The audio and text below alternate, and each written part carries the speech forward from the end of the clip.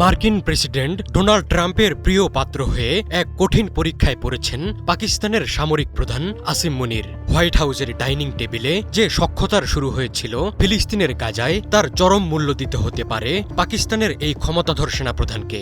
একদিকে ট্রাম্পের গাজা পরিকল্পনা বাস্তবায়নের চাপ, আর অন্যদিকে দেশের ভেতর ফুঁসতে থাকা ইসরায়েল বিরোধী জনরোষ। এই দুই আগুনের মাঝখানে দাঁড়িয়ে এখন ফিল্ড মার্শাল মুনির। তবে কি ট্রাম্পের গাজা মিশনই হতে যাচ্ছে পাকিস্তানের ইতিহাসে সবচেয়ে ক্ষমতাধর জেনারেলের মরণফাঁদ? বার্তা সংস্থা রয়টার্স এক প্রতিবেদনে বলছে, দশকের মধ্যে পাকিস্তানের সবচেয়ে শক্তিশালী সামরিক প্রধান এক কঠিন পরীক্ষার মুখোমুখি হতে যাচ্ছেন। ওয়াশিংটন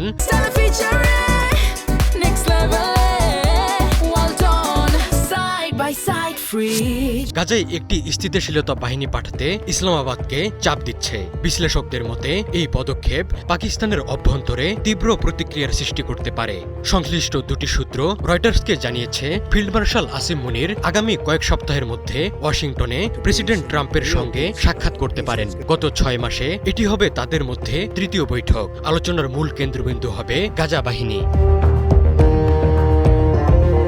ট্রাম্পের 20 দফা গাজা পরিকল্পনায় মুসলিম দেশগুলোর সমন্বয়ে একটি বাহিনী গঠনের আহ্বান জানানো হয়েছে। এই বাহিনীর কাজ হবে ইসরায়েলি আগ্রাসনে ধ্বংসস্তূপে পরিণত হওয়া ফিলিস্তিনি ভূখণ্ড পুনর্গঠন ও অর্থনৈতিক পুনরুদ্ধার অন্তর্বর্তীকালীন সময়ে তদারকি করা। কিন্তু অনেক দেশেরই আশঙ্কা তাদেরকে হামাসকে নিরস্ত্রীকরণের মিশনে জড়ানো হতে পারে। এই দেশগুলো মনে করছে এটি তাদের সরাসরি সংঘাতের মধ্যে টেনে নিতে পারে, যা তাদের নিজ দেশের ইসরায়েল বিরোধী ও ফিলিস্তিনপন্থী জনগণকে ক্ষুব্ধ করতে পারে।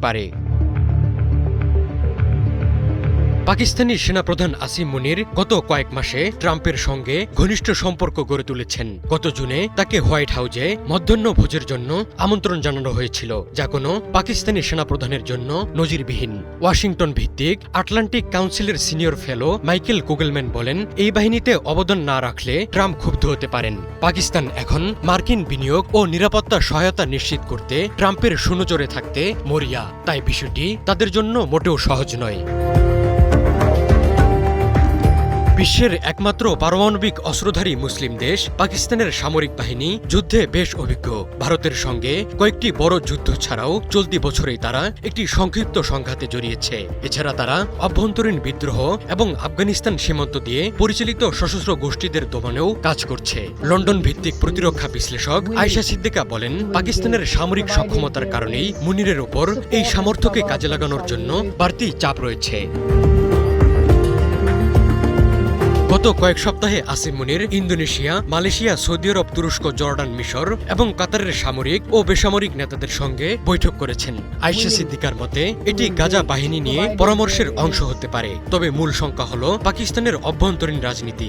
আমেরিকার সমর্থিত কোনো পরিকল্পনার অধীনে গাজায় সেনা পাঠানো হলে পাকিস্তানের কট্টরপন্থী ইসলামী দলগুলো বিক্ষুব্ধ হতে পারে। এসব দলের হাজার হাজার মানুষকে রাস্তায় নামানোর ক্ষমতা রয়েছে। এছাড়া কারাবন্দী সাবেক প্রধানমন্ত্রী ইমরান খানের দলের বিপুল জনসমর্থনও মুনিরের জন্য একটি বড় চ্যালেঞ্জ।